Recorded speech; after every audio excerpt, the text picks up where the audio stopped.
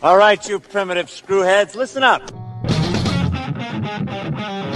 They're coming to get you, Barbara.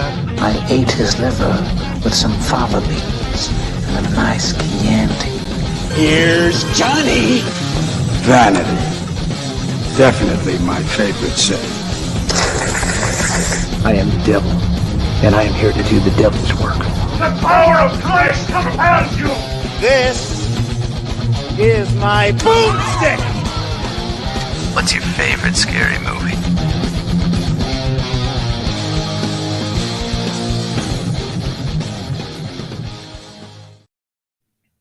What up, horror heads, and welcome to Shiver, a horror movie podcast. We are your hosts. I'm Daniel DeBona. And I'm David Ulloa.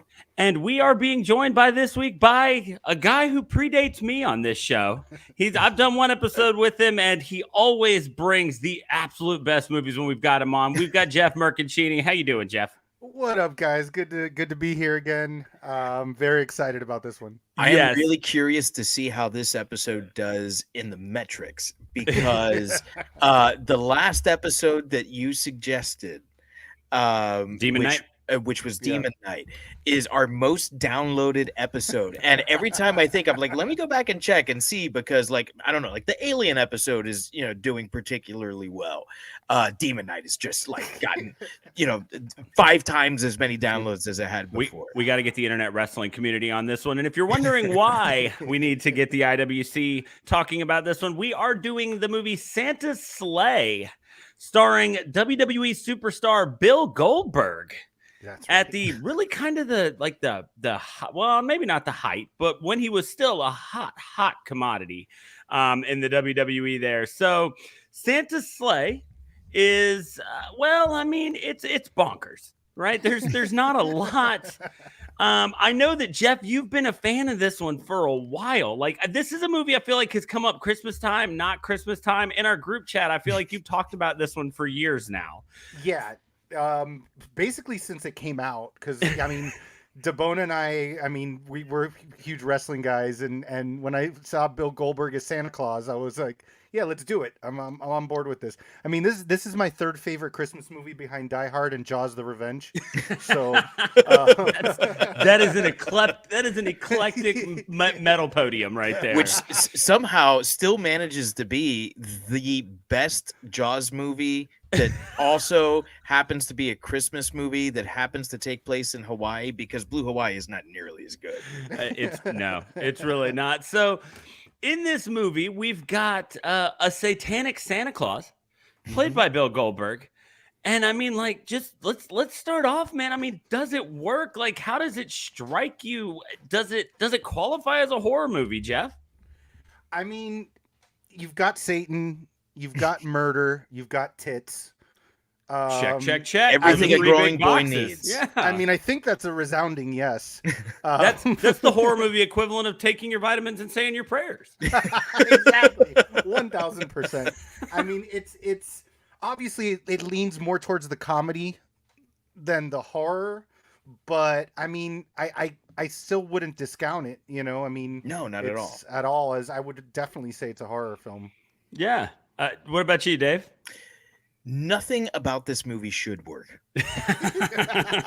When you suggested Santa's Sleigh, I was like, okay, I don't want to burn through all of the really good Christmas horror movies. And I was like, okay, so we'll do this one. And I like to think that I'm a fairly amenable guy. So if you say let's do this with enough whiskey, I'll go anywhere. And so I was like, okay, I'm gonna watch this thing, but I don't want to. But I'm gonna do it in protest. And Geoff had told me, he says, get ready for the best opening scene in any movie ever. And I was like, okay, bud, because Geoff has made suggestions before, and they've been some of the greatest suggestions of all time. And then he's made suggestions, I'm like, dude, I need some of what he was smoking, because I don't see it, right? And wow, does this not disappoint? This works in a big way. And I've tried to math it. I've tried to science it. I've even tried to reason it. and nothing works. It's just like, this shouldn't work, right? It's like 1 + 1 = 11. It doesn't, Yes. but somehow it does here. Yeah, this movie is picturesque, some greater or a whole greater than the sum of its parts.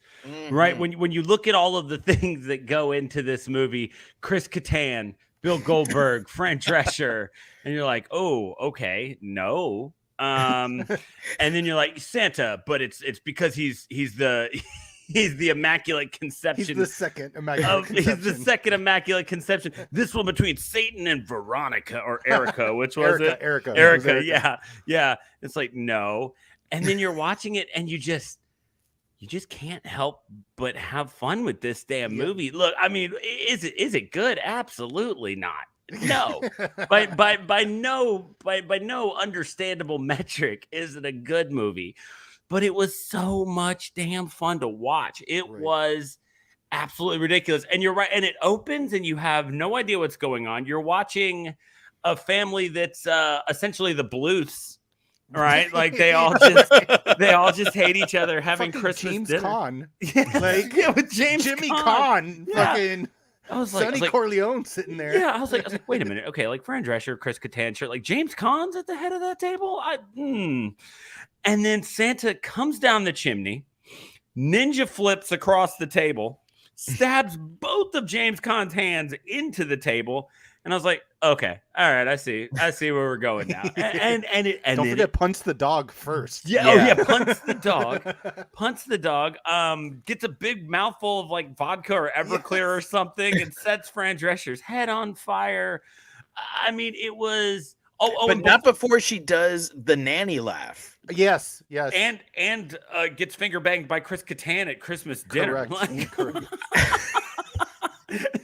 And the thing is that the one-liners, like I joked with Dave when I saw him yesterday at our kids' event at school, that I was like, we can't, in this politically correct climate, we can't say that joke again. But like James Caan calls him like a half a you know what, and it's like, what? Like what's going on here? It's so absurd, but it immediately sets the tone for what you're in for. Like from that moment forward, if you can keep this movie on after that opening scene, then you're gonna enjoy it. Right. And yeah, you're right. Nothing about this individually is good. But you know what? I've eaten a lot of cakes in my life, and I don't sit around and eat flour and raw eggs and butter just one at a time. Right. And so it's one of those really weird things that it works, man. It's so strange. It's so funny. Like there are some immaculate one-liners in this. So just good. I mean, just carve them on the side of the mountain. Good one-liners in this, and Goldberg is he's exactly what he needs to be. 100%. I mean, it's ridiculous. And what's even funnier is a little behind the scenes from this. And I'm sure Geoff knows this, but Dave, you may not. Goldberg actually met his wife while filming this movie. When he storms the strip club. Okay. And at one point he like jumps and there's a girl on like a trapeze and his face goes straight in her crotch. Yes. And he's like hanging there. He is now and still married to that woman, and that's where they met. Wow. What a way to say hello. Yeah, seriously. That's a fine how do you do. And she's like a professional stunt double. So I'm sure that their bedroom activity is just out of this world athletic. Like I can't even imagine. Spears. Yeah. Oh, guaranteed. Guaranteed. The whole different type of jackhammer going on in Bill Goldberg's bedroom. There it is. Good, even better. But I will say this to you guys though. I was something that pleasantly surprised me about this, and I rewatching it again today. I think, and this is a bold statement, but I think that his Santa costume is probably the coolest and best Santa costume that I've seen in a movie. It is. It's pretty badass. Very cool. Whether you're a and demon very or traditional. Not. Yeah, whether demon or not, I think you could be Miracle on 34th Street, and that Santa costume works. I love the hat, like the little just like the little round hat with the like it. To me, it reminded me of like a Mountie hat without the brim.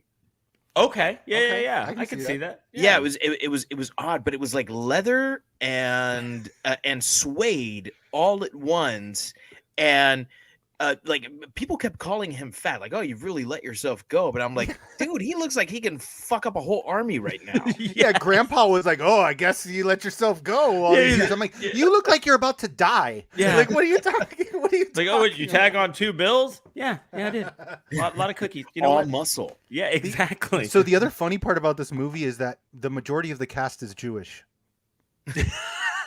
The great majority of the cast is Jewish, and it's a Christmas movie with a demon Santa Claus. It's just so outrageous. It's a movie that like whoever financed this damn thing just had to know exactly. They either knew exactly what they were getting themselves into, or just put up a bunch of money and then were just as floored as the rest of us. I think it may have been a situation kind of like that movie, The Producers, where they were looking to like clean some money, you know, and hoping that something would flop. They're like, how are we going to do this? You know, oh, well, here, we'll make more money on a flop if we do this. And it had to have lost money. I don't know. I haven't looked into it. For some reason, I want this thing to just exist in my mind. You know, like I don't want it to be a financial reason. Yeah, it's we talk. Sometimes we talk about those movies that are really good. Rosemary's Baby, because of that dreamlike quality. This movie has a fever dream-like. Yeah, quality. I was going to say fever dream. That's a good description.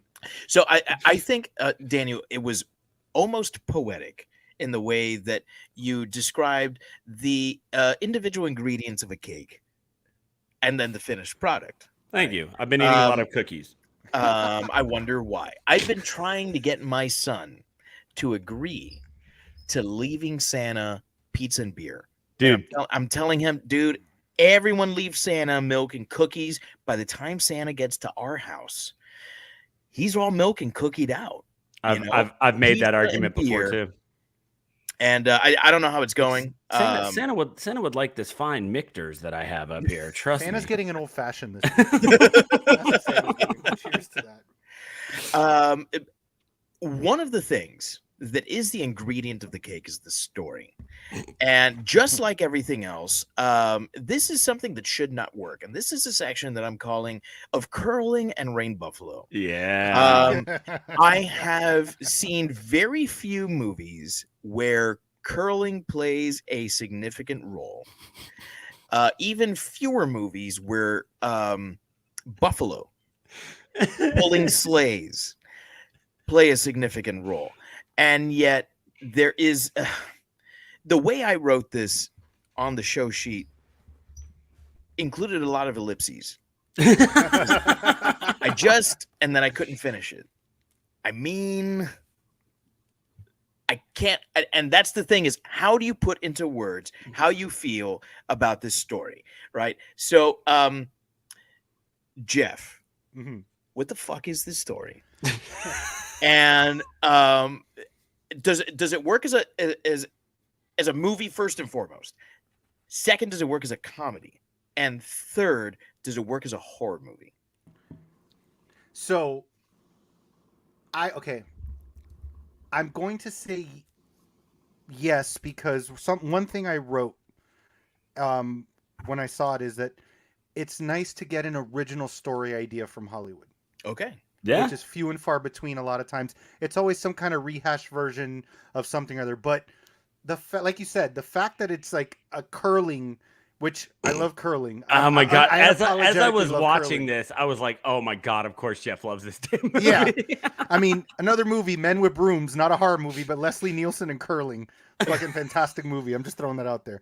But, you know, I think it, story-wise, it's the idea that Santa Claus was forced to be jolly for 1,000 years because he lost a bet is fucking brilliant to me. Like, it's absolutely brilliant to me. And the fact that later on he's still like, I hate all these kids. I want to find each one of them and kill them. Yeah. You know, and it's like, you didn't learn shit. Like, I love that idea of taking something and doing something new and different with that idea. Santa's a demon. Santa's forced to be nice all these years because he lost to an angel in a curling contest. You know, like then it's still got that romance story to it of the guy, you know, it's the city of angels kind of shit of I gave up my immortality to fall in love with a human woman, you know, like you know, you've got what was his name? Hellgate Yulson? Yeah, Yulson, yeah. And you know, as like I said before, like as a horror movie, I think it loosely meets all the criteria for a horror movie. But I don't think it was made to be more of a black comedy, I think, than a horror movie. Yeah. But I think it still qualifies. And what's amazing is as absurd as this idea of Santa losing a curling contest to an angel is, like, the movie still then continues to ratchet up how bizarre this story gets, right? I mean, Santa's, yes, he's got his sleigh and it's pulled by a buffalo with a shiny red nose. Baller. Right. They later have another curling contest, but he opens up a portal to hell in the middle of an ice rink. Yeah. to have their contest. He's damn near bulletproof, right? We watch him take an over-under shot straight on point blank range and just shrug it off. Right. It was just, there's so much here that's so weird. You've got this kid whose grandpa hates Christmas and he doesn't know why. And it turns out because he's the angel that defeated Santa and he knows it's been 1,000 years. But they've got, his family has got the what it was the Book of Klaus. Yes, right? yeah. Like with the unnecessary page turning machine. Yes, with the page turning machine. And it's all so ridiculous. And you're right. In a time when 2 weeks ago, we did Black Christmas, and there have been no less than 2 Black Christmas remakes. Right. And so, yes, this movie is 17 years old, but it still feels super original because this isn't an idea anybody else is touching. Right. No one's remaking this. They came up with something that was outlandish and ridiculous, and then just decided to make the most fun movie that they could. I mean, you've got the kid who Christmas just never works out for me, you know, right. and the girl whose name is Mary, who's super into Christmas, and the Jewish guy that owns their deli, like that they work at. And they live in Hell Township. Why? Right. Because Santa told the angel he would go to hell and back to find him after 1,000 years. So he moved to hell because that way it would be easy. It's so outrageous. It works because there's never a single moment in this movie that you take anything seriously. Right. But you laugh. Believe it. Yeah. You laugh when you're supposed to laugh. They lay just enough baseline for their story. You know, one of our things whenever there's some sort of killer or movie monster is, are you following your own rules? They didn't make any, right? Fast and loose. And that worked. And I mean, at one point he's following them in his sleigh while they're tearing ass on a snowmobile. That thing moves. Yeah. And he's throwing exploding presents. And it's just like, yep, this is incredible. It was just, it works. It works because it shouldn't. And nobody making the movie seemed to think that it should. So here's what I think. I think that to make a good bad movie, you need to treat it as though you're respecting it in the same way that Francis Ford Coppola respected The Godfather. Right. And I think that there actually is a story here, but because the story is so outlandish, it's not the focus of this movie. And the focus, I think, from the very beginning was to entertain us. And for an hour and a half, I was more entertained than I had been in a long time. I don't want to put like an exact measurement on that time, but it's been a while since I've been that entertained. Maybe the first time I saw Mandy, you know, because it's that out there. And Mandy, just like this, has a story, a really good one too. Because when you stop and you think about this, like there's a mythology here Yes. There's likable characters that survive, including Santa Claus. I think that there was potential for a franchise here. And I'm not saying that we need to get another one. Well, did you let me ask you guys, because not a lot of people knew about that. Did you guys watch to the end of the credits? Yeah. I don't think I did. So at the very end of the credits, Santa's looking at his list, and Goldberg turns to the camera and says, "Who's next?" Oh my God! Which was his catchphrase for those that don't know. Of course, yeah. I was watching the credits and I was still laughing, and I didn't make it all the way through. Now I'm sad because I almost always watch the credits. Spectacular. Yeah, it's at the very, very, very fucking end of it. He just says, "Who's next?" He looks at the camera and says, "Who's next?" And I was like, so they set it up. Yeah, they did set it up. He lives, and like it's not even like a jump scare at the end. I like that they didn't go the Friday the 13th route where it's like, here's Jason lunging at you. Right. It's a hey, Santa Claus lives, and maybe he lives to kill another day, because the way that it was presented in the movie was like there is a mythology here, and Santa wants to kill. Yeah. And you didn't stop Santa. You survived this Christmas. And I kind of love that it's like, did you win? No, but you didn't lose. And there's a big difference there. And I think that because there was actual care and attention taken to the story, no matter how outlandish it is, that it does make sense in that respect.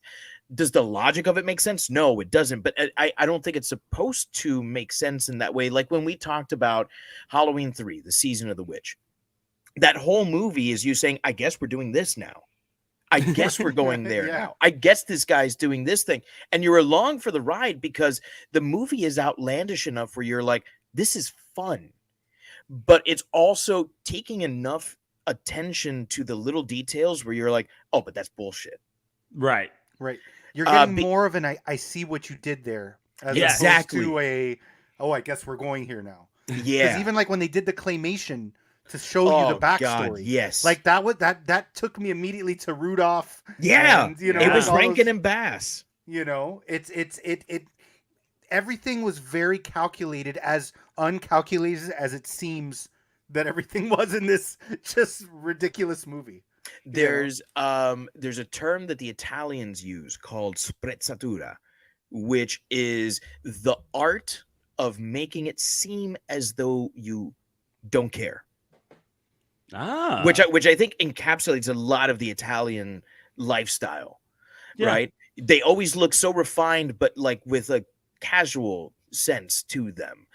Same with their food and their drinks, right? And I think that this movie has sprezzatura, where it's like I took an awful lot of time and effort to make sure that this thing works, even though it shouldn't work. But I'm making it seem as though this thing was like slapdash and put together on a bender. That's a really good point, because you're right. It's right, making a good bad movie, right? Mm-hmm. When you make something, it's rare that somebody, I would think, sets out to make a good bad movie. And if you do, it's usually so over the top that it just becomes a good movie, like Shaun of the Dead. Shaun of the Dead, I was going to go with Rocky Horror Picture Show. Right. And so, but this is Tremors level good bad. Right? Yes. This is, and the quality of the actors that you have there, that opening scene, that's by design. You said that it was about setting the tone for the movie, and it is, but James Caan doesn't attach his name to just anything. It's true. And remember, this came out in 2005. This is like on the heels of Elf. Like, he just had made a modern Christmas classic. And he's thinking, let me do this. Why? Because there's value here. Because I got 20 minutes on Thursday. Yeah. Well, and that too, maybe, but it's not like they would have thrown an awful lot of money at him. Right. It didn't have that sort of budget. Yeah, it's just so weird how it's a little bit of everything. You know, when we did Anna and the Apocalypse, that was a movie that set out to be comedy and musical and all of those things. And we kept talking about that idea of when you take just the most classic zombie movie tropes and you attach them to these other things. What they did here was they took the idea of Santa Claus and in a fun way, flipped it upside down, but without making a Krampus movie. Right. And so, but then they did kind of the same thing where they were very aware of the movie that they wanted to make, and they wanted people to laugh, and they wanted this to be something that you watch with your buddies, and that just made it to it's 2:00 in the morning and I've been drinking whiskey since 6 because it's Christmas break. Let me throw on Santa's sleigh type thing. And that's where this movie's that's going to happen. Yeah, that's exactly where this movie's going to end up. Right. So it's just, it's just crazy kind of the way that all worked out. And, we were talking about how your actors they've got to be all in, right? You've got to have people who are committed to what they're doing, and they've got to treat it with all the seriousness, like you said, of The Godfather. So in the section that we're calling Hellites, I mean, what we're looking at here is it's a live action Springfield. I love that description. I think that's incredible. We've got this Hell Township, and the cast of characters that live there in Hell Township are all something. Right. They all serve a very specific purpose to the story or to the town in general. So, I mean, who stands out for you, Dave? Because I'm sure we've got plenty of people to talk about. So start us off. So, excluding that opening scene, because that opening scene kind of exists in that James Bond world where it's like it sets the tone, but it doesn't really affect the story. Right. Because say that again. It's a cold open. Yeah, it's a cold open. Exactly. To me, I'm a huge fan of Saul Rubinek, who played Mr. Green. I was a gigantic fan of the show Warehouse 13.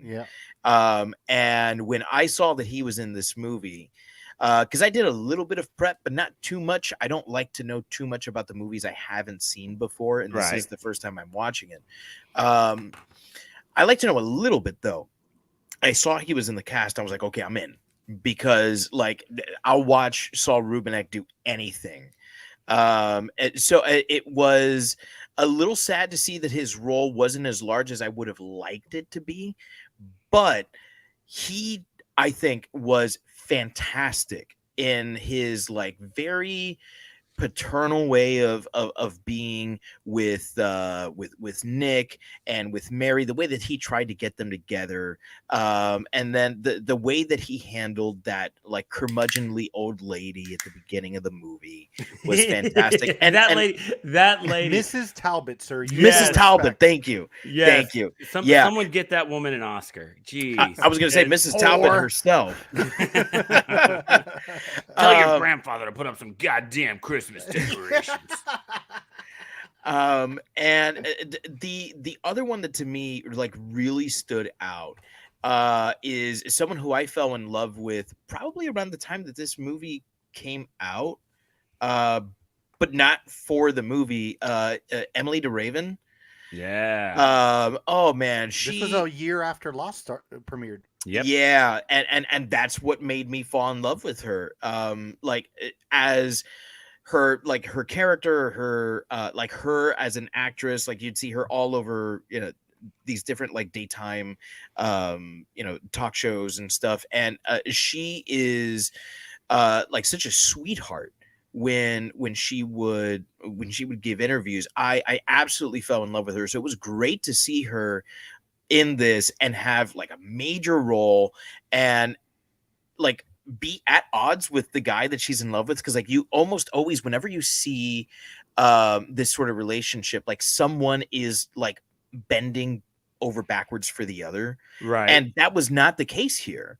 like they both felt very strongly for each other, but they were like magnets repelling each other. Correct. Because Am I gonna have to make all the first moves in this relationship? oh my god, that was so great. You need to push from the top. So good. It was, and she's so endearing in the movie. She's so funny, and she's sweet above all. Like Mrs. Talbot got it wrong. She doesn't come off as a whore at all, despite the fact that she is the one making the first move always. So if I have to pick two outside of the opening, because Fran Drescher and Chris Kattan, I think, just absolutely slay that opening. Yeah. Those are the two I'm going Man, with. speaking of Mary, just that when she gives him the gun and then Yes. it turns out it's a transformer, and it's like, And he says that other line we can't say. yes, exactly. But it's just it's so and then when we eventually meet her family, it's like, oh my god, this wasn't just a stupid throwaway thing. Like, it would make sense that her family would have this laying around because they're gun nuts. So if there was somebody who turned into a gun other than, Megatron, somebody who just turned into like a Glock, then it would make sense that they would own that collector's item. And just she was such an interesting character, because you're right. It wasn't the dude from Anna and the Apocalypse who was just like desperately longing. You know, she knew what There she was no wanted. pining. Yeah, pining. Yeah. There's the word. That there was no pining. She knew what she wanted. She knew this dude dug her. She just knew that he didn't know how to go about it. So she was gonna make the moves. And so many little things. There's a moment there where he's about to get in the truck, so she's like brushing her teeth with her finger just real fast. Just little stuff like that is so good. And you're right, she had just the right look, because she was never damsel in distress, like outside of anything she couldn't handle. But she also wasn't some sort of, like domineering, over the top, ridiculously hot broad. She was exactly the right actress for that role. What about you, Jeff? Who are your picks, man? Oh man. Well, I had a list of 5, but Miss Talbot, we already talked about her. So I'm gonna say this one first, because I have a rabbit hole for the second one.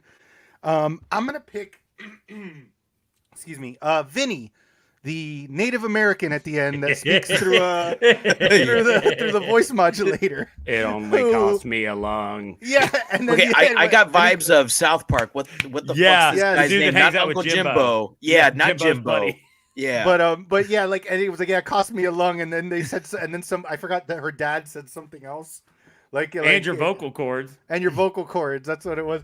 But just something about Vinny, and they were like when they went up, they're like, hey, I know you guys want to hunt. You want to do this? He's like, well, how do I know you're not bullshitting me right now? And all that. But he was like, all right. And he's like, oh, I gifted it to him. I got him a rocket launcher. Like, anybody that gifts somebody a rocket launcher is okay with me.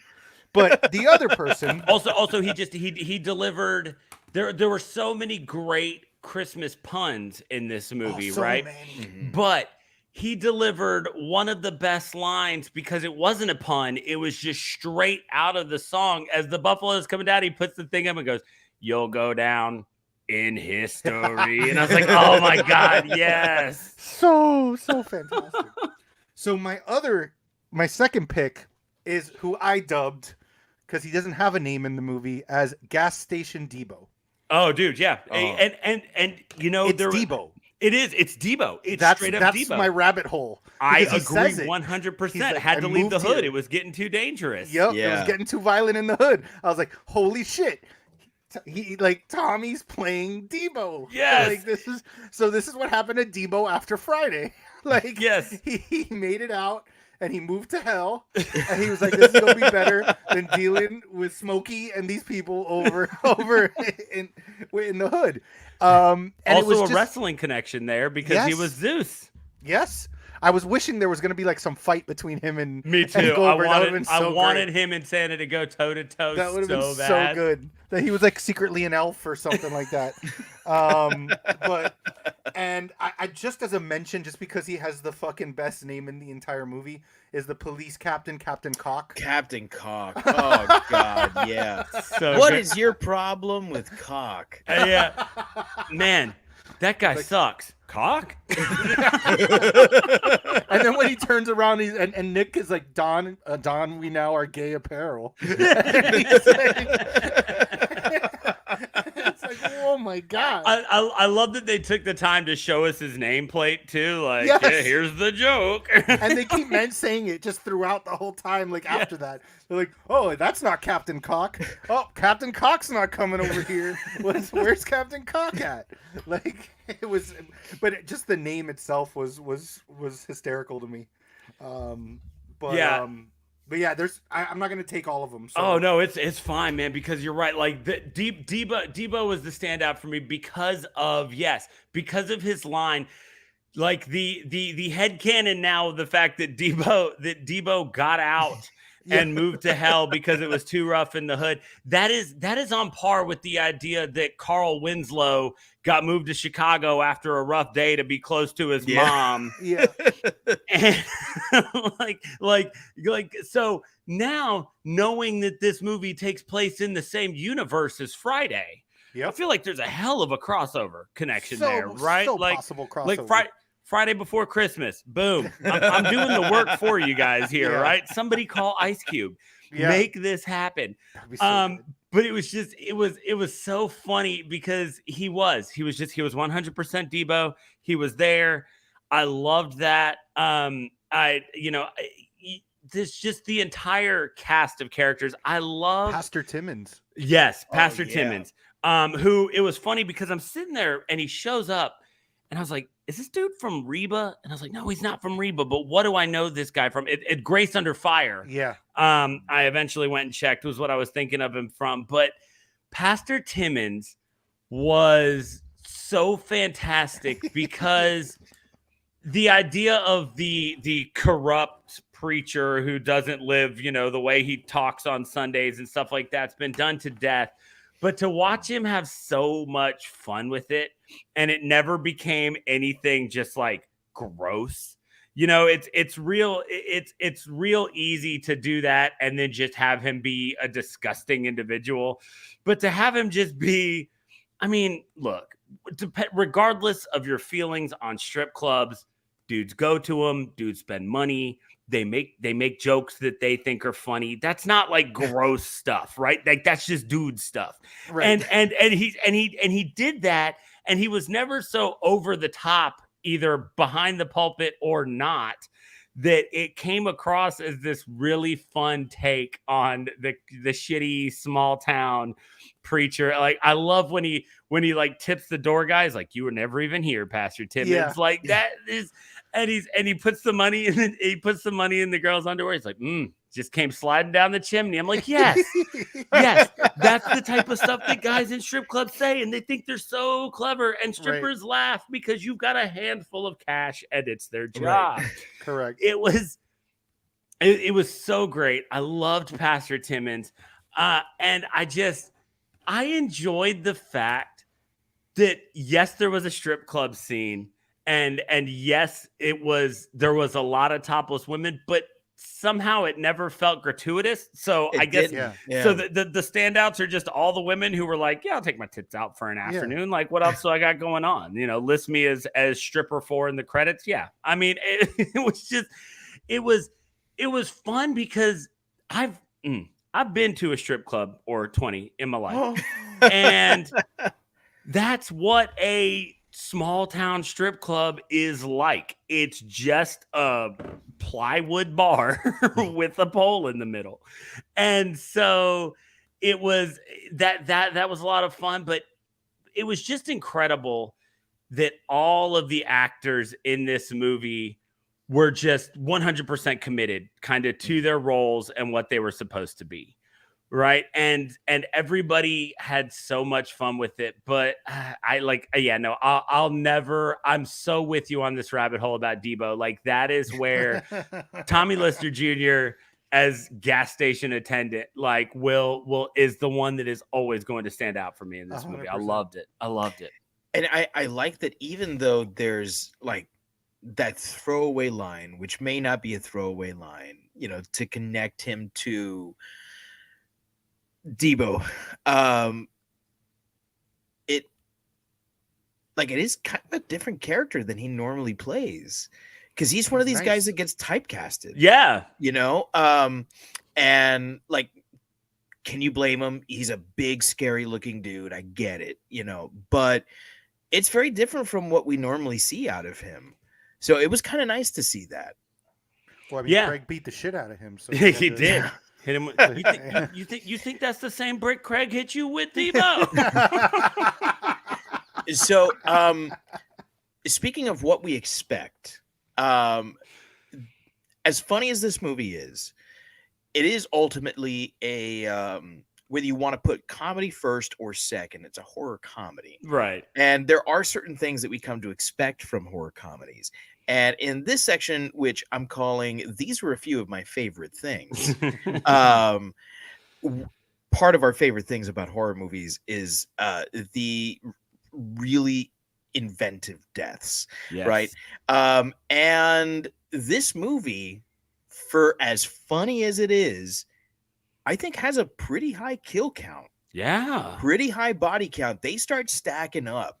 And so I guess the question is, how does Santa, as this version of Santa, stack up against the other horror movie killers? And how do the kills and kill effects, the gore effects, work for you in this movie? So we've been throwing it to Jeff, so I'm going to throw it to you first, Daniel. So this is so there's an old expression, if you're gonna be dumb, you got to be tough, right?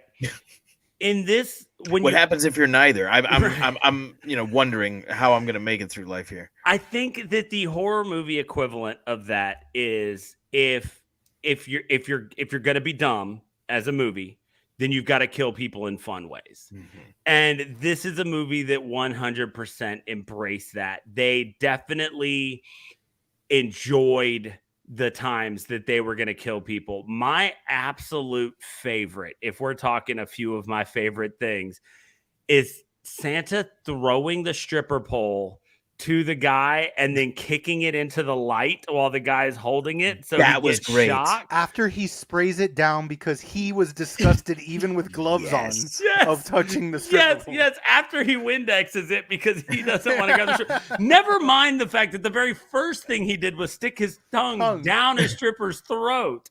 The second he walks in, throat's okay. Cooch juice, Santa draws the line. Correct. But it was funny. It was fun and it was creative and it felt like something new, right? And that's there were some really good things here, but that was the one where I didn't know what was going to happen until it happened. When he grabs the bottle of liquor, I knew he was going to blow a fireball on somebody. You see the elements of these things come into play. But when he threw the dude the stripper pole, I was like, how's he going to make my initial thought was, how's he going to get this guy to impale himself on this thing? That's what I was trying to figure out. So then to kick it into the light.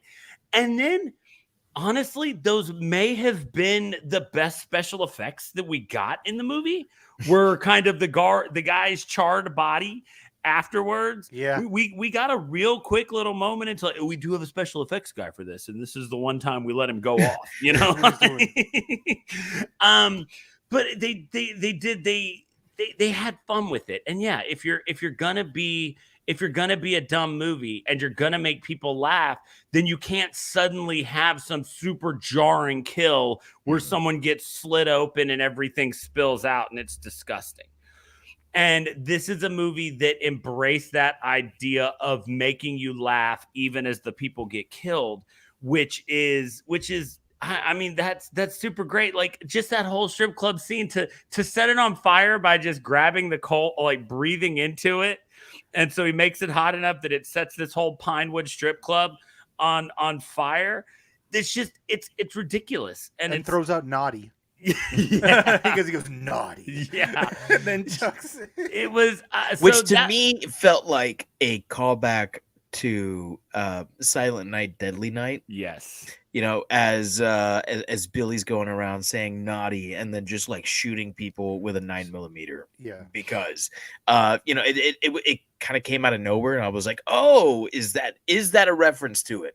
And so I think if you have to think about it, it might be. Right.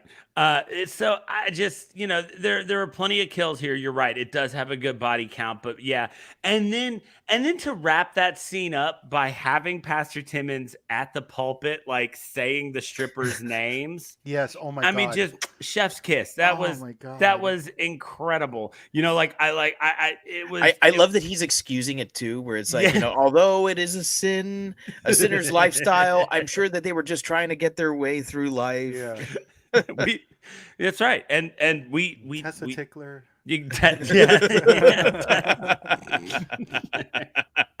So that was my one big standout. It was like I said, that was the one where they embraced how ridiculous and fun this could be. What about you, Jeff? So I've got two. One that from the first time that I saw the movie, and it goes back to something that I mentioned before, the fact that the majority of this cast is Jewish. Is the deli scene when he spears Mr. Green. Mr. Green. Yeah. So he does his signature move, and then you see him grab the menorah and just shove it right through his throat.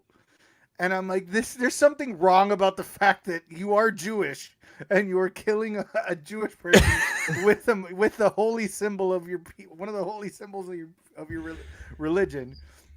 After spearing them, and then he eats. I don't know what he was eating, but then he takes the time to sit there and just start eating. Yeah, like like a salad, or potato salad or something like that. And shout out to wherever Mr. Green bought that menorah, because that thing was stout. Yeah, very I mean, durable. he was a grown ass man, and it held him up and did not break. You spare no expense for the Festival of Lights. and I think it's a great horror trope. The fact that like he's still alive when Nick gets there, alive enough for him to say something to. Yeah, he can speak. With his voice box has been skewered. Yeah, but that's a classic horror trope too. Like, like this person shouldn't be able to doing what they're doing right now. The other one that it's just in the silliness factor, to go back to what DeBona said, it wasn't an over the top death per se, but it's the grandpa getting run over by the buffalo, and then Goldberg just delivering the grandpa got run over by a reindeer, and then stepping on his neck and crunching it. Oh, man. It was just... Speaking of one-liners to go with kills, too, after Mr. Green gets stabbed through the throat, and the cop is standing there, and he goes, something isn't kosher here. And I was like, oh, my God. David Caruso going to sue somebody. 100%. But it's like, those types of kills and those kind of lines and those kind of things very much lead me are one of the things I love about the horror genre. So I definitely think that goes in. Now, something you did ask also, Dave, was comparing him to other killers. Mm-hmm. I would say that compared to a lot of killers, it was interesting to see with him, because not only was he having fun with it, but it was kind of it's somebody who for 1,000 years was basically in prison. Yeah. And now is finally free, and he knows that nothing can stop him. And I'm using air quotes because there is things obviously that can stop him, but nothing can stop him, and he can just let loose all the frustration of 1,000 years of torment for him out into the world. And but you've got people like characters like in classic, like Jason. Jason's just a killing machine. Right. There's no feeling behind it. There's no. I love the idea of this guy who there's a motivation behind it. There's an emotion behind it that a lot of times may make you more dangerous than somebody who's just a silent killing machine like a Michael Myers or like a Jason. It puts him in a Krueger wheelhouse. Yeah. 100%. Was he killed rightfully? Probably. Right. But yeah, he's got a reason. Which you're Michael Myers, you're Jason's. They're just do because you were there. It's that whole thing. This is a dude with 1,000 years of servitude to people that he hates. Yeah, and he has a hit list because he said, every kid sent me these letters, sent me this thing. I'm going to kill every last motherfucking one of them. Like, I want a mini bake oven. I live in Helltown. That was the best. When he gets on the Zamboni, man, get out of here. It's so great. Like, I've been to a skating rink. I know Zambonis don't move with the greatest of speed. It's such a fantastic way. Like, this dude has got an art. He can spit fireballs. Yes. Right? Oh man. We see him spit fireballs. And in that moment, he's like, I'm gonna run these fucking kids over with a Zamboni. Yeah. It was the Austin Powers. Like the slow motion Austin Powers murder. Yes. Like, that's exactly what it was. It was. It's exactly it. God, it was so ridiculous. So for me, I was gonna talk about Mr. Green's death, but there is another one, which is actually not a death that we see. It's a death that we see the after effects of when he arrives at the strip club. He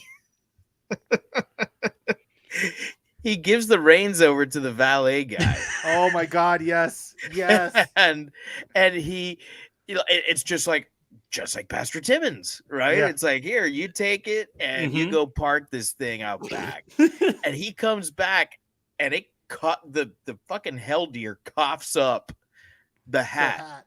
And he's like, all right. Yeah. That'll do, pig. It was such a, like, if it had not been there, we would have never thought about that ballet guy again. But it was the fact that they made us recall the fact that he gave his fucking hell deer, his fucking hell buffalo, to a dude. Yeah. Like, just a regular dude. What do you do in that situation? You die. You get eaten. Also, those buffalo listed, there were two different buffalo listed in the credits as the hell deer, Ronnie and Apache. Oh. Yeah. It's like the Olsen twins. They had one who did the really emotional scene. Yeah. But the other one was really good at the snorting. Yeah. So while he's doing the snorting, the other one's out snorting with Bill Goldberg, different kind of snorting. Oh God. So, also, I just thought of Miss Talbot, her death, just because of the fact that we got Bill Goldberg quoting Ludacris. Yeah. Saying, "Move, bitch, get out the way." Yes. And like, that's when I was like, 2005. Yeah, that tracks. That seems about right. Yeah. But yeah, there were just like, it was again, we talked, we've talked about the characters and the kills and I mean, yeah, just all those one-liners too, man. Just some of those little things that made Santa and all these characters stand out. I love what he's got when Pastor Timmons gets hit by the buffalo and he lands in and he looks at him and goes, "I'm just spreading some Yuletide fear." I'm like, yes, like. No, that was the other thing about the characters, just the way they delivered some of those things, man. Oh my God, like Nicholas, the inappropriate shit that Nicholas said. Like when Grandpa's like, "We don't celebrate Christmas." He's like, "Christmas is dangerous," and he's like, "Are we Jewish or something? Is that why we don't celebrate?" like if it was a horrible thing, right? Like he's like, "You got to be careful with Christmas. It's dangerous. You can't ask for why. Are we Jewish or something? Like what? What does that have to do with it?" Or I'm as happy as a Make-A-Wish kid. Oh my God, that was one of the most fucked up and funniest lines in the movie. Yeah, my favorite Goldberg line though, since we're talking about it, is at the end, towards the end, when he picks up A Christmas Carol and he says, "Christmas scares the dickens out of people." Yes. Yeah. Jesus. Yes. And that was just blatant. No, he holds he there was no holds the setup book up at to all. The camera. Yeah. No, he just holds the book up exactly. Yeah, that was as fourth wall breaking as anything got. It was just like, okay, yep. Oh, you know what? One more. The Christmas tree star shuriken at the beginning of the movie, so good. Which was fantastic. Credit to the folks for continuity that the power went off on the star when he threw it. Oh, It was yeah. I looked at that. I don't know why I paid attention to that. I was like, oh look, it shut off. So it got unplugged. I appreciate that. But that girl, her line too, when she's doing the prayer and she goes, "Thank God we're not Samoan." Or poor. Like, we're not poor or Samoan, and like Chris Kattan even looks. He's like, Samoan? What the fuck? So good. And I mean, and Rebecca, we were talking about that was Rebecca Gayheart being in that scene when we're talking about everybody. I mean, just like B movie horror royalty, urban legend, and Jawbreaker. I mean, just some of the great stuff. And that was the thing about this movie, like all of those bizarre things, as politically incorrect as some of them may have been, and just how funny like I said, Yuletime Fear just killed me though. Like and there were some of the moments, there's always the moment where you're like, why did the girl run upstairs instead of running downstairs and stuff like that. There was a moment in this movie where I'm screaming at my television. So Nick jumps on his snowmobile and starts it in one pull like a man, right? And then Mary's sitting there desperately trying to start hers while everyone just stares at her. Yeah. Like, start it for her. Like, Grandpa's like, are you gonna do this at any point? Like, she's obviously struggling. Somebody start the girl's snowmobile. Yeah. And there was like, I don't know, it had to have been like a 3 or 4 minute exchange between Grandpa 100%. And Santa. Like, get the fuck off your snowmobile and start it up for her. Yeah. Then even if yours turns off because you got off it, you started it with no problem. Right. It's just, but again, when we're talking about tropes, that's the type of thing that's supposed to happen in a horror movie, right? Like you always wonder why did they run upstairs? Why didn't they run out the door? Why the scary barn, right? It's always those things that set up, but without that, we wouldn't have got the great, 2-man snowmobile chase scene, which was a great chase scene. Oh my God, that shit was like a Heat level of good chase scene. It's pretty good. Heat level. It was it's like, get off the sidewalk, and he like fucking leaps over the cars out of nowhere, like just it's crazy. Like they should have died like 7 times in that chase. Oh, without a doubt. It was so ridiculous. So as we've talked about the kills and all of that, and we've rounded out the fact that, obviously the river of horror movie is very wide, and there's a lot of space there. But a river that's a little narrower is the idea of the Christmas film. So in a section that we're calling It's a Wonderful Time, we've got to know, we're wrapping up our holiday series here. We're taking next week off. It's the most wonderful time of the year is what we're calling this one. And how does this stand up as just a Christmas movie, Jeff? I mean, it's pretty clear. I mean, it's my fucking Santa Claus. Like, I mean, it takes place Christmas Eve, Christmas Day. There's presents. You get to see the 2 kids open up their presents and have their heads explode. And Grandma saying, "Oh fuck." My God, I forgot. Can we open our motherfucking presents now? Yeah. I mean, I don't see how anybody could say that this isn't a Christmas movie. I mean, it's got Yuletide Fear. I mean, it's there's Santa, there's reindeer-ish. There's it's a holiday movie, I would even say, because there's a lot of Jewish references in this as well. When Santa goes to attack him and he shines the they made 2 Dracula references in this movie. Yes. He shines the light off the Star of David, and he kind of flinches for a second and then rips it off, and then later on they shine the flashlight at him. Yeah, I'm not Dracula. Fucking Dracula. I'm not fucking Dracula. This is the easiest kind of question that I think I could answer. Is of course this is a Christmas movie. It's something that we've asked of all the Christmas movies that we've done because, for example, you mentioned at the top, of the show that your favorite Christmas movie is Die Hard. Mm-hmm. And for some reason that I don't understand. Because hack journalists need clicks.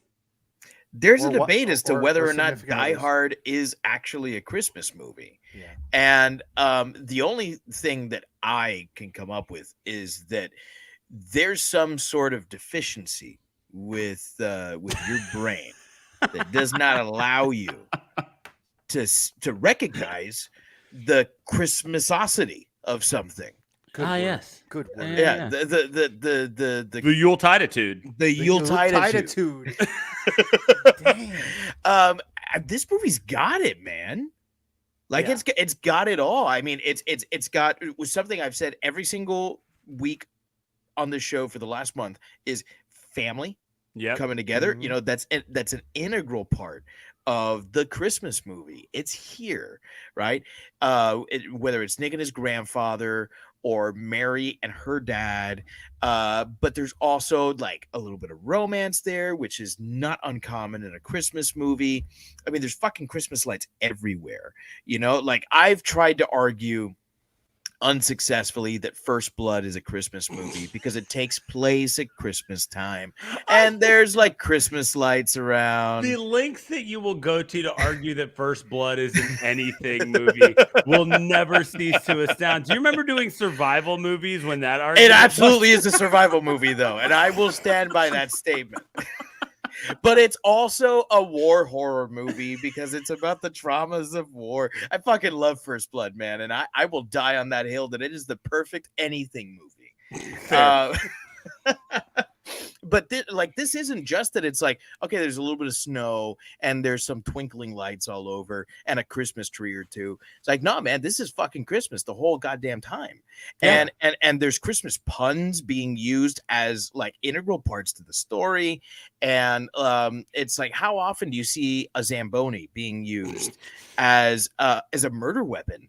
You know, and curling, like these are like really winter things that's happening here, you know, so like I think it transcends even Christmas, and it's just like a wintertime movie, a Yuletide movie. You know, it's the Yuletide-itude is high. I would say the highest maybe that we've seen this year in the movies that we've selected. You're 100% correct in that, right? We've done Black Christmas, we've done Anna and the Apocalypse, and while we were able to draw lines that made these things obviously Christmas movies, this is the one with the absolute most Yuletide fear. There's I mean there's no way to get around it.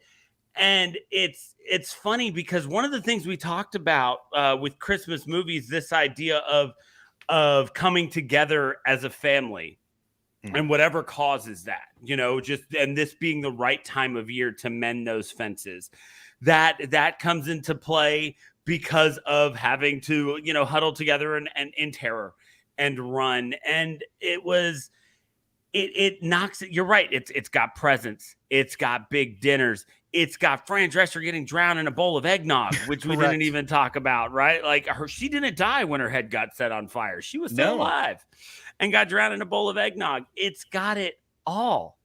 It's got some offbeat Christmas mythology. It's got, I mean, it absolutely has it all. It's got the Gonad Santa Tracker. Gonad, yes. Oh my that God, made me chuckle. I spit out my coffee when I saw that. I was already laughing at the fact that it was the Hooyah search engine. Then I was laughing harder when it was the Gonad Santa Tracker. And then when he like IM'd the guy at the Gonad Santa Tracker and they had the conversation, I was physically in pain at that point. Yeah. From laughing. It was absolutely, you're right. Black Christmas was a horror movie that took place at Christmas, but Christmas allowed it to happen, and Anna and the Apocalypse, Christmas made it make sense. But no, this is the first one we've done where Christmas movie might be on the top of like all the genres that we're looking at for this. This is a Christmas movie first. above all else. And it's such a weird idea for one. But I think that you're right. Yeah, somebody needs some clicks. So it's like, I'm gonna argue about Die Hard or Gremlins or all these things that are obviously Christmas movies. But you can't. Whatever the opposite of the limitless pill is what you would have to take to even begin to argue that this isn't a Christmas movie. There's not, the only things in this that aren't Christmassy are Hanukkah-y, and that's still around the same time. Right. So it's brilliant in how Christmassy it is. It revels in it.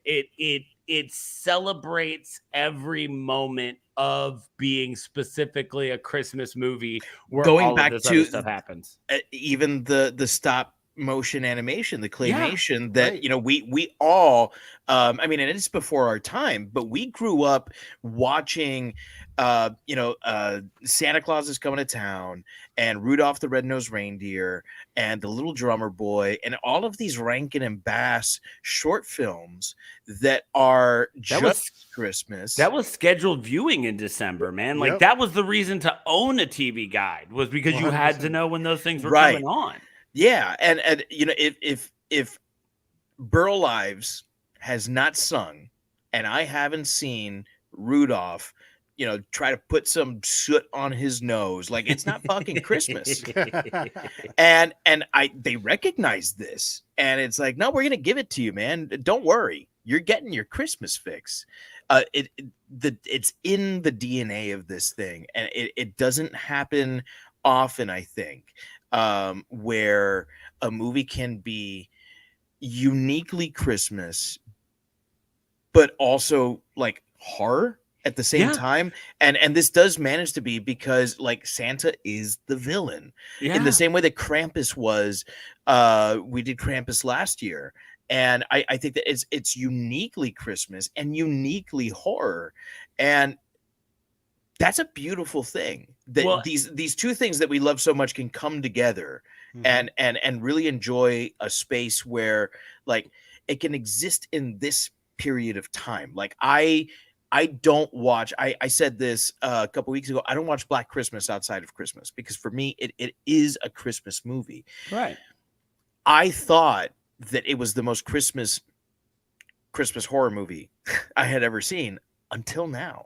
Yeah, I mean, and this idea of taking tropes and kind of flipping them upside down.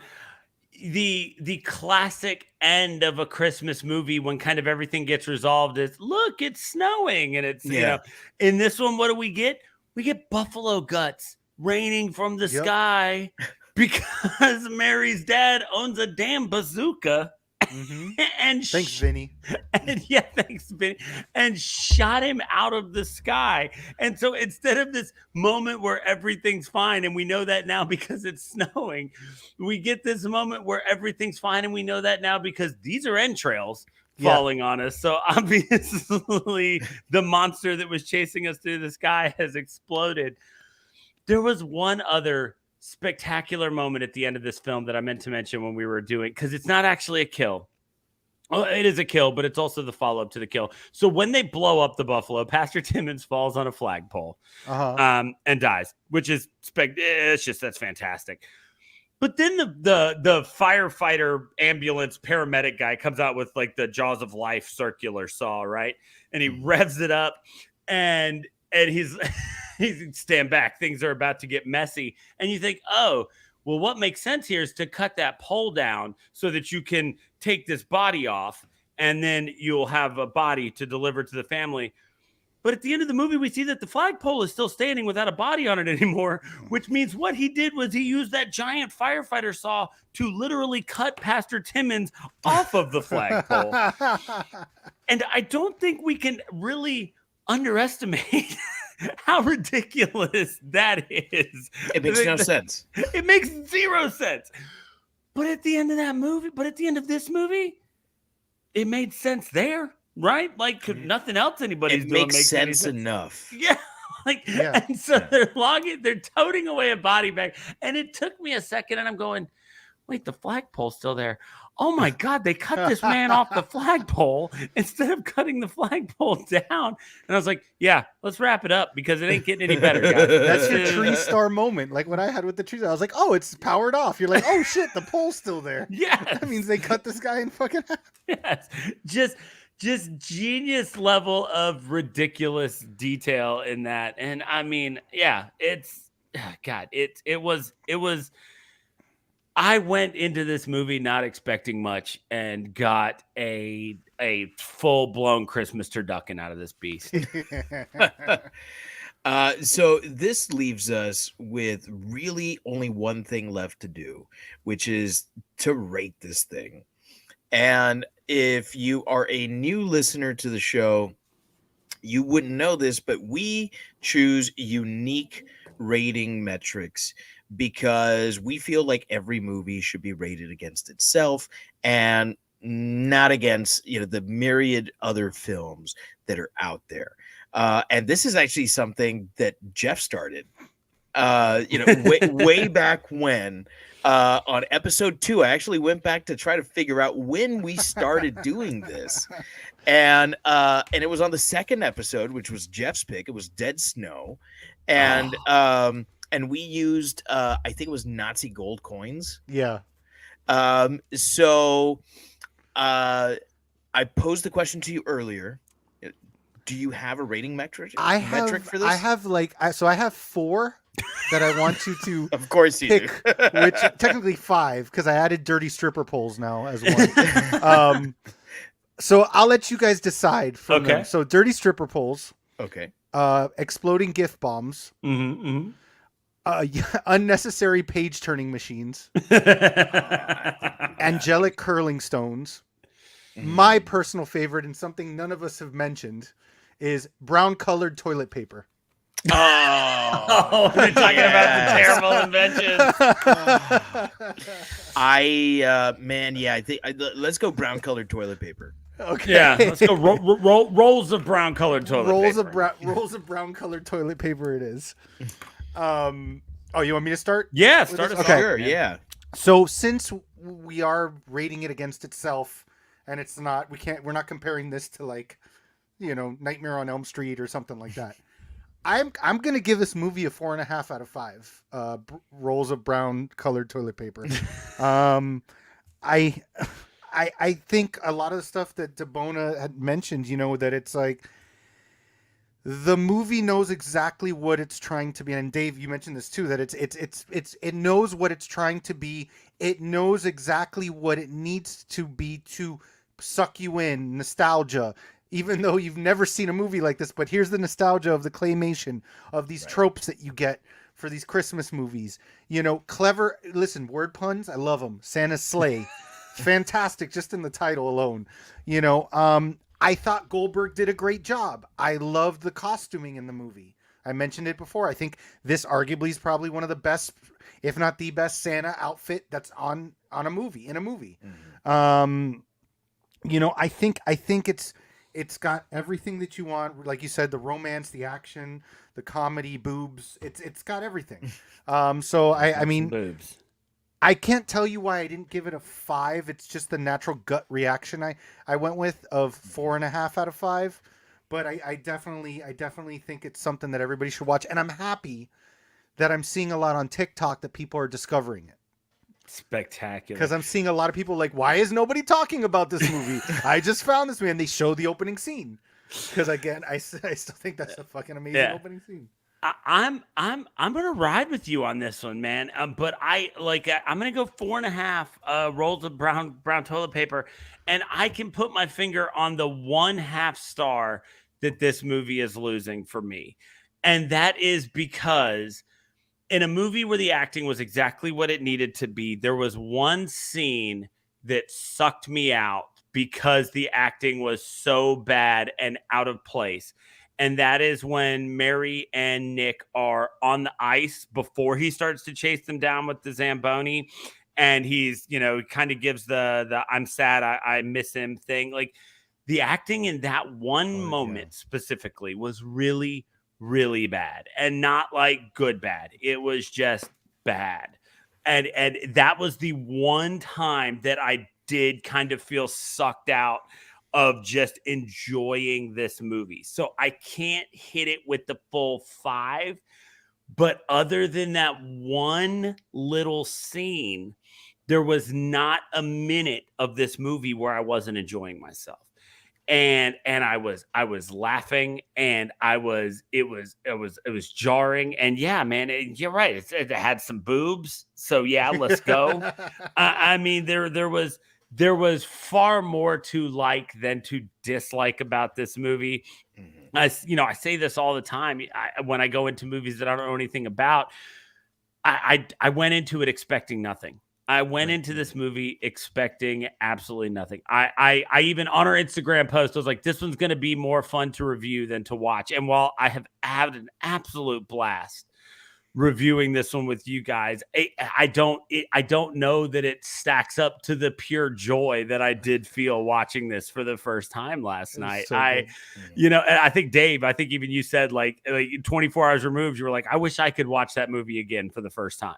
Yeah. This is a movie that I next week, I have got family coming into town. I've already texted my mom, and I'm like, we are watching this movie. It's called Santa's Sleigh. You are all going to love it, and it's going to be incredible. And it will be my apology to all of you for making you watch Silent Night, Deadly Night 2 last year. Sorry. And I'm excited to be in a room full of people watching this movie for the first time again. Like my mom is where my love of these types of movies come from. And there's going to be a whole nother level of Christmas joy being there, knowing what's coming up when this happens. So yeah, I'm going to go 4.5 rolls of brown toilet paper on this one. I'm going to meet you guys right there. And for me, I kind of feel the same way Geoff does. I can't necessarily find any one thing wrong with the movie, but I do feel like it's missing something that makes it perfect. And I couldn't probably tell you a bitchin' ass musical number. Maybe. Yeah. And maybe it would have been just one more pun. Just one more. Maybe it was just one more Christmas pun. Goldberg in a West Coast Choppers leather vest almost set it over the top. With that horrible goatee. With the goatee with the rubber band in it.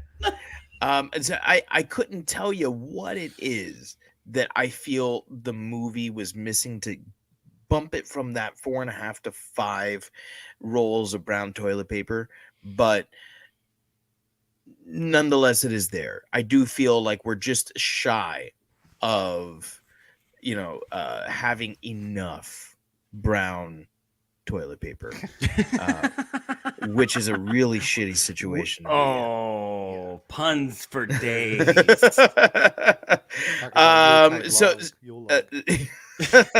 Yeah, well, there's a log, all right. Yeah, let's say there's a really good Yule log joke here. So there you have it, 4.5 rolls of brown toilet paper for Santa's sleigh, and I'm not mad about it. I am not at all. This movie exceeded all expectations. Geoff, thank you for suggesting this one. Thank you for being a big fan. Thank you for making us big fans. Geoff, tell people where they can hear you when you're not busy being a guest host on Shiver. So I have a couple of my own podcasts. Crimacopia, it's a true crime podcast. We just started season 2, which was voted on by our listeners. Miami Murders and Mysteries. The first episode of that season's out now. I'm working on the second one right now. Nice. It's Crimacopia. You can also catch me on Kickflix. It's spelled like Netflix, but with a kick in front. And basically, it's like Shiver, except we talk about martial arts movies. And your scope of what makes a martial arts movie is so incredible. If people fight, it's a martial arts movie, and I love it. Like, you guys are just as likely to do Street Fighter as Cinderella Man, and God bless you for that. Yeah. I love Street Fighter, unironically. I will die on the hill, Street Fighter. Yeah. We're supposed to have a guest. She was like, I think, a 2-time world martial arts champion. We're hoping that comes through soon to do Mortal Kombat, the new one. Is it the hot chick who kicks the water bottle off the thing in TikTok videos? I don't know because that's a brunette. This one's a blonde. Oh, okay, but okay, yeah. okay, fair. But yeah, and then I also do a couple of role playing Twitch streams. Vampire the Masquerade on every other Monday, and then a D&D game every other Friday. The Twitch channel for my friend is Ravnos Archon, Archon, Ravnos Archon. That's pretty much the extent of it right now. So yeah, is that the extent of it? Just four different things that you're stuck behind a microphone for weekly. Yeah. So make sure you head and you check out Geoff on all of those things. If you've loved the podcast, if you love us, if you enjoy what you're watching, make sure you head to shiverpod.com where you will find links to all of our social media. We are at ShiverPod on everything, including YouTube now, which allows handles. Our Instagram is our most lively social media platform. It's where we get the most interactions. It's where we have the most fun. But we do go out live on Facebook, Instagram, YouTube, and Twitter every week. So make sure you head to shiverpod.com where you can find you can find our old episodes. You can watch us live. We do this every Wednesday. We appreciate each and every one of y'all who listen. And I've been saying it every week, but I'm going to keep saying it. If you're looking to get your favorite podcast guests, a host, excuse me. Whew, I screwed that all up. Thanks, Miller Lite. If you're looking to get your favorite podcast host a gift, make sure you just share an episode. That's all we're asking. Go pick your favorite, send it to somebody, and be on the lookout because Dave and I have been talking with some folks, and we might have some Shiver merch that will not just be our logo coming in the very near future. So make sure you keep an eye on our Instagram for all of that. And thank you guys for listening. Absolutely. So as this is the last episode before the end of the year, we here at ShiverPod want to wish you all a very Merry Christmas, Happy Hanukkah, Happy Holiday, whatever you celebrate, a Happy Festivus to the rest of us. Happy it's the holidays. Solstice. Get out there and show your butthole to the moon, everybody. That's right. Absolutely. I try to do that at least once a week. It's the only thing that's keeping me alive at this point. I'm convinced. And of course, a very happy new year. We wish you all the best. And so, on behalf of all of us here at Shiver, fight you very much.